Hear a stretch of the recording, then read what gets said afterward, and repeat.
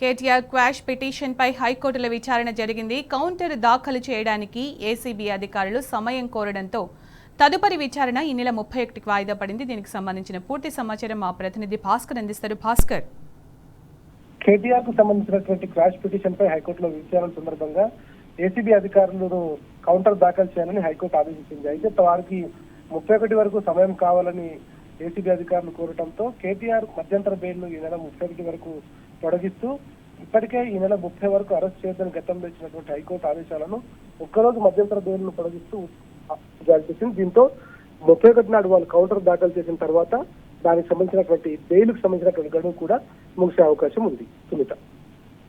Right Bhaskar, thank you.